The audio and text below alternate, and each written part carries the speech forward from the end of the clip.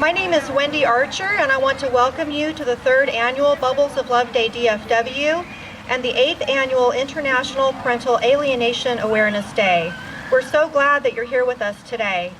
At this very moment, people are literally gathering all around the world. As we gather here in Southlake, Texas, people are also gathering in Ohio, Illinois, Georgia, Alabama, California, Florida, Minnesota, North Carolina, Connecticut, Mississippi, and many other states. They are gathering in Canada, Costa Rica, the Czech Republic, Finland, Lithuania, Portugal, Tunisia, and Poland. You see, parental alienation is not about one person or one family. Parental alienation is an epidemic causing families unbearable pain and suffering all around the world. 14 North Texas mayors have proclaimed today Parental Alienation Awareness Day. The North Texas cities and towns that have proclaimed today Parental Alienation Awareness Day are Southlake, Bartonville, Hearst, Keller, Grapevine, Little Elm, Westlake, Watauga, Trophy Club, Allen, Euless, Colleyville, Plano, and North Richland Hills. We're very honored to have Mayor Pro Tem Tom Lombard of North Richland Hills here with us today. And we also had Southlake City Council member Alzito here. He had to go to an appointment, but he will be back shortly. And we really appreciate all of the support that we've received from the City of Southlake over the last 3 years. Mayor Lombard, will you please read the proclamation for us? Got me, you promoted me. She promoted me. It's Mayor Pro Tem. Thank you. Good morning, everybody. It's my great pleasure to be here with you this morning representing the 14 cities that are declaring this Parental Alienation Awareness and Bubbles of Love Day. And I have a short proclamation that I'm going to read that all of the 14 cities signed off on. Whereas Parental Alienation Awareness Day is celebrated to spread the simple message that children need to and should be allowed to give and receive the love of both their parents and extended families, and whereas behaviors such as speaking negatively about a parent to or in front of a child can destroy the bond between a loving parent and child, and whereas with awareness comes education, understanding, and the power to stop the abuse on innocent children caught in the crossfire of the people they love, and whereas this year is the 8th Annual Parental Alienation Awareness Day, and people around the world will join together in blowing bubbles for 10 minutes at 12 noon on April the 25th, 2013, to show their support in spreading the simple message of love for all children.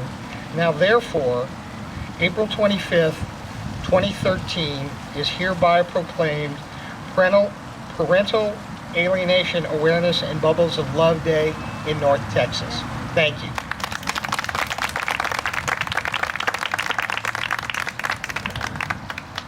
Thank you so much, Mayor Pro Tem. You probably know that April is Child Abuse Prevention Month, but you might not know that many experts call parental alienation the worst form of child abuse. So what is parental alienation? The simplest definition is parental alienation is when one parent tries to damage or destroy the relationship a child has with the other parent. There are many behaviors and actions that alienating parents and alienating step-parents use to try to destroy the bond between innocent children and a loving parent. Some of the behaviors are subtle, such as making loud sighs or rolling of the eyes when the other parent is mentioned, indicating that the parent is not worthy of respect. Some behaviors are slightly more blatant, such as verbally disparaging the other parent to or in front of the child. Some behaviors are not just extreme, but also illegal, such as violating court orders, custody orders, and refusing to send children to the other parent when they are legally obligated to do so. Violation of custody orders can often be confirmed by accessing public documents. Alienators not only try to control and manipulate their children's thoughts and emotions, they try to control and manipulate the thoughts and emotions of everyone else too, and they are excellent at it. Alienators are often very charming and can easily convince and persuade people that they are a perfect parent and a pillar of the community, while convincing and persuading people that the other parent is somehow unfit or has done something to deserve to not have a relationship with the child. Alienated parents are known as target parents because alienators are literally on target to destroy them. A highly skilled, charming, and persuasive alienator might say, "I told my child they should see the other parent, but the child doesn't want to." They might say or imply that the child doesn't want to see the other parent because the other parent is somehow unstable or has done something terrible to deserve to be rejected by the child. Some extremely manipulative alienators will even stage opportunities to say to the child in front of other people, "You should go see your other parent." As one formerly alienated young adult says, "Alienated children know the right answer. We know to say in front of people that we don't want to see the other parent." It's important to know that an alienated child can be any age. They can be 3, 13, 23, 33, or older. As long as they continue to be under the control and manipulation of the alienator, they will remain alienated from the other parent. Tragically, they are almost always alienated from their grandparents as well. Frequently, an alienator will use their resources to try to financially destroy the target parent. It's not uncommon for a target parent to end up being unable to provide food and clothing for their children, to be made nearly bankrupt and homeless as they spend every single penny trying to save their child, all the while begging the alienator to simply let them have interference-free relationships with their children. As I mentioned, alienators try to control and manipulate the thoughts and emotions of others in addition to their children. Alienators will usually try to befriend, charm, and persuade other parents, teachers, coaches, counselors, school administrators, church pastors, and community leaders. Alienators do this in an effort to create a perfect image of themselves and to build an army to help them alienate the child from the other parent. Some alienators will even go so far as to publicly disparage and even blatantly lie about the target parent in front of their own children and ask other people to join them in disparaging the target parent, again in front of the children. As unbelievable as it may sound, some people agree to and participate in this cruel and unthinkable behavior to assist an alienator, again because the alienator can be so charming and convincing. I invite you to say hello and chat with the many target parents and target grandparents we have here today. You can tell they are target parents and target grandparents because they are wearing name tags and buttons. Ask them questions. See for yourself that parental alienation really can happen to anyone. For example, one target parent here with us today is Dr. Heather Myers. Dr. Myers is a respected physician, and she is a fantastic mom, and she is a target parent who has been alienated from her oldest daughter. Dr. Myers and I met with many congressmen in Washington, D.C. this past February to talk about parental alienation and judicial accountability. We were met with sincere interest and are optimistic that legislation making parental alienation a punishable crime will someday become a reality as it is in Brazil.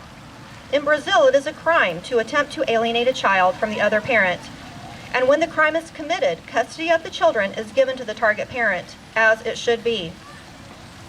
I would like to read a few sentences from letters that were written by people whose lives have been affected by parental alienation. I recently received an email from a broken-hearted parent that said the following: "Thank you for your work on parental alienation. I have been kept from my children for 31 months by their vindictive mother who just wanted revenge. Before that, I was overseas for 10 months, serving my country. It isn't right that I have to do without my kids, whom I have loved more than anything since the day they were born. My children are not pawns to be used in an adult game, nor are anyone else's." A formerly alienated young adult wrote a very special letter to a parent this year in which they said, "I regret the times I refused to see or talk to you more than you know. Thank you for fighting for me, even when I said I hated you." A young alienated boy took a huge risk this past year when he wrote to his mom. He said, "Mom, they are watching you. They are trying to see if we talk to each other. Choose your friends wisely. When I turn 18, things will be different. When I turn 18, I will be able to see you again. The sad truth is, when that little boy turns 18, the alienating parent will still do everything he can to keep him away from his mom. We are now talking openly about teen anxiety, teen depression, and teen suicide in our community. It was my pleasure to approach our school district this past year to ask them to acknowledge these issues. I did so on behalf of my son and in honor of his best friend, Nick Borkowski. My daughter Rachel, my son Clayton, and I were all thrilled and so grateful when the school district and Spark agreed to all of the ideas we proposed. Our dream of suicide awareness and prevention in the school district in honor of Nick was becoming a reality. A committee was formed that included Dr. Rollins and Annie Tam from Carroll Senior High School, Laura Hill and Suzanne Maisto of Spark, Annette Borkowski, several students, and myself. The historic Spark meeting soon followed with the unveiling of a full initiative, including peer group support meetings, which are now held at the high school and senior high school. But we must not fall short and ignore the causes of teen anxiety, depression, and suicide.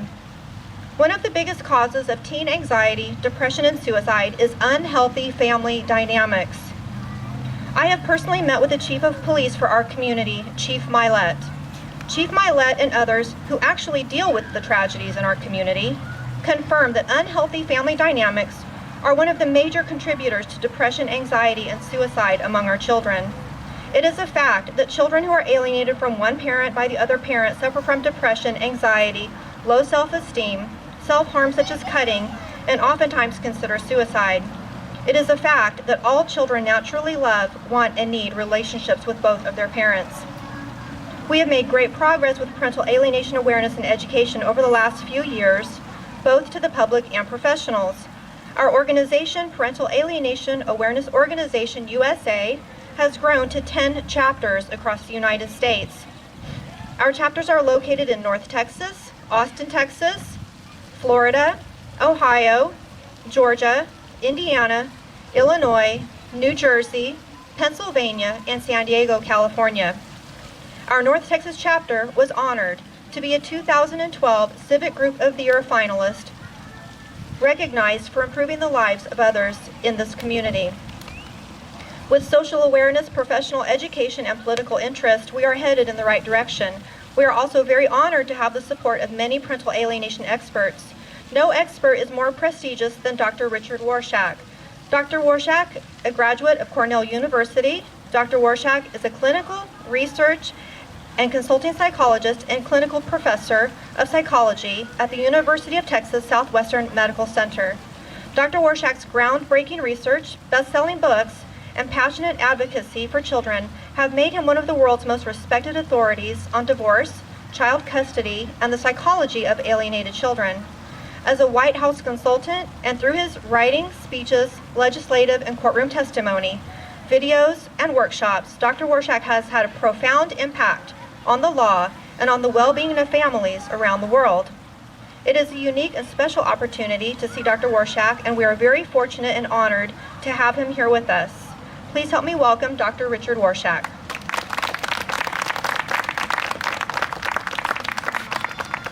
Thank you, Wendy, for that marvelous introduction. This has become a tradition now for me to speak here.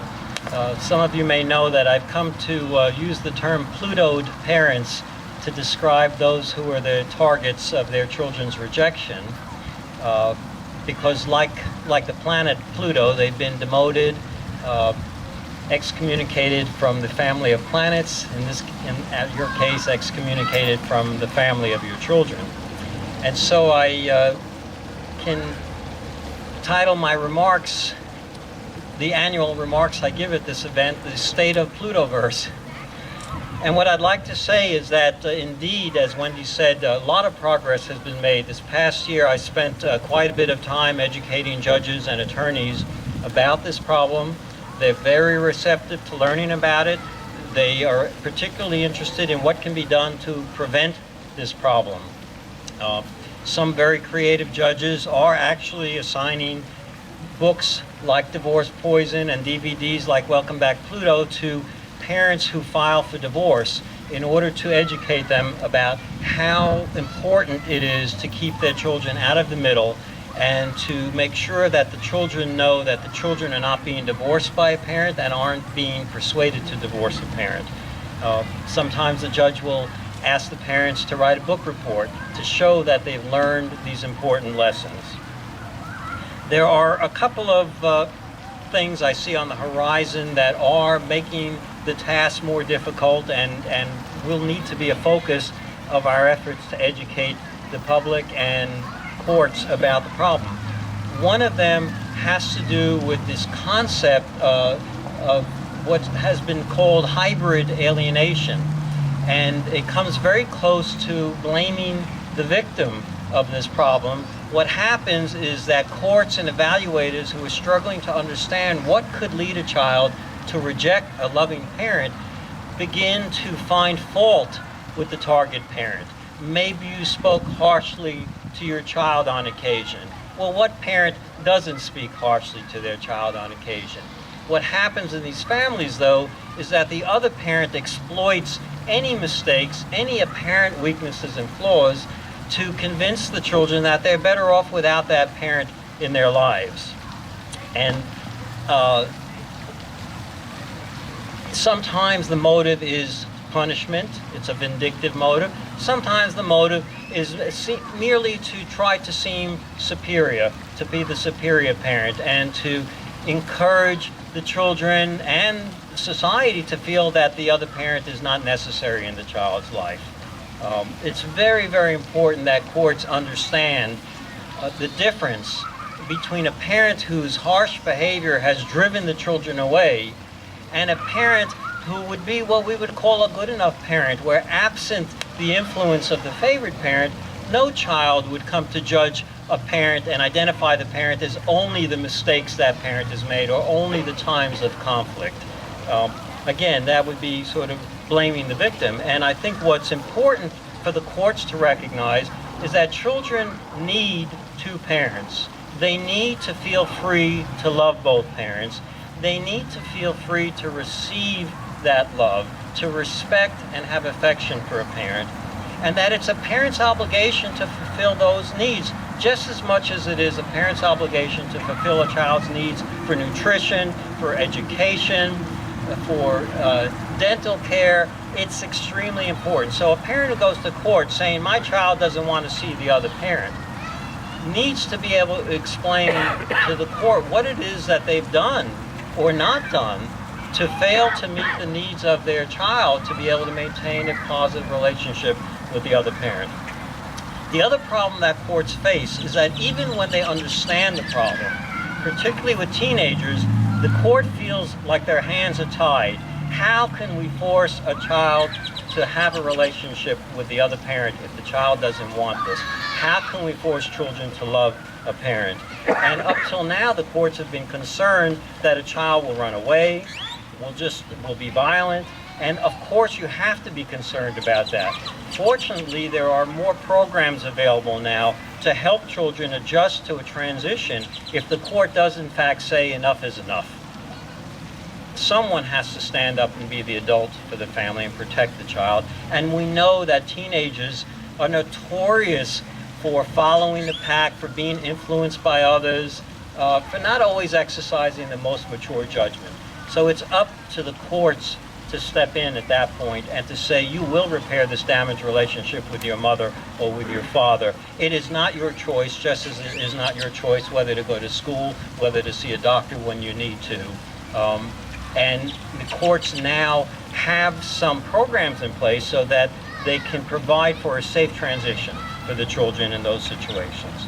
So I think that's important to know. And I just want to close by saying that recently a reporter contacted me and asked, why don't we hear more about parental alienation? Well, of course, this organization is designed to overcome that problem. But one of the reasons is that parents are embarrassed when their children reject them because they know that others are standing there wondering what did she or he do wrong to merit that rejection. And in fact, many parents in your situation have themselves done soul searching what have I done wrong? What mistake have I done? I think as more and more parents and society is aware of the problem, it's going to become easier for parents to feel open about expressing what's going on, to understand that it's wrong. And my hope is, and I set the target goal last year of 2015, that by then we would have reached the tipping point where it would become very difficult for a parent whose children are rejecting the other parent to stand up and act as though that's going to be taken as an okay phenomenon. That you can go into court and say, well, my children just don't want to see their father, or they don't like their mother. And we want to get to the point where they will expect that the judge is going to look down on them, look very harshly, and that the friends and the other parents on the soccer field are not going to look harshly at the rejected parent, but instead are going to say, what's wrong that you have done such a poor job of giving your children what they need? So, thanks very much.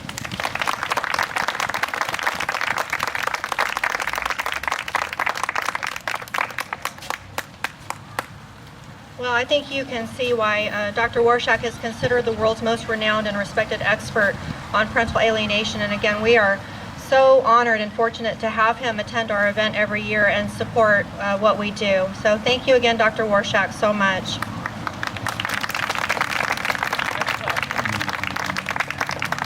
He's a really amazing person. For me, today is not just the 8th Annual International Parental Alienation Awareness Day and 3rd Annual Bubbles of Love Day DFW. It was exactly 1 year ago today, just moments before I stepped up to the microphone to make my speech, that I received a text message from my oldest daughter. The text message said, "I love you." She has not texted me again since that day 1 year ago. Even though nothing bad has ever happened between us, and even though we were as close as any mother and daughter could be, we've been kept apart for 1,367 days. That's 3 years, 8 months, and 28 days. Perhaps at this moment you're realizing that you might know an alienator. Perhaps at this moment you're realizing that you have assisted an alienator. Today I would like to offer you a challenge. I challenge you to become part of the solution. As I said, many experts call parental alienation the worst form of child abuse. Yet parental alienation is the only form of child abuse where people say, "I don't want to get involved," or "it's none of my business." Child abuse is everyone's business. When you choose to ignore child abuse, when you assist an abuser, you are helping to hurt a child. Please don't ignore this form of abuse. Please don't do anything to assist an alienator. Instead, please tell alienators that you cannot and will not support or condone their actions. If an alienator claims that they want their child to see the other parent, tell the alienator, "When your child is reunified with the other parent, then I will know you're sincere." Do you have the courage and integrity to do this? Many children around the world are praying that you do. If you are an alienator and have come here to observe our gathering today, we're sincerely glad that you are here. No one wants to embarrass you. Dr. Warshak mentioned in a recent television interview that target parents do all they can to stay on the high road. The only thing target parents want is to be able to have interference-free, loving relationships with their children. If you're an alienator, please stop alienating your child from the other parent. Don't just say you want your child to see the other parent. Ensure that they see the other parent, as you have the power to do. We also know that bullying is one of the most damaging things that can ever be done to our children. Make no mistake about it, parental alienation is bullying at its worst. We must not just say we put our kids first. We must truly put our kids first. Putting kids first starts at home by teaching them to love, not hate. Thank you so much for coming today. I hope you enjoyed the entertainment that we have. Make sure to get a parent goodie bag before you leave today, and be sure to get a bottle of bubbles, because in just a moment we're all going to blow bubbles together to show that just as bubbles flow freely, so should the love that a child has for both parents. Thank you so much.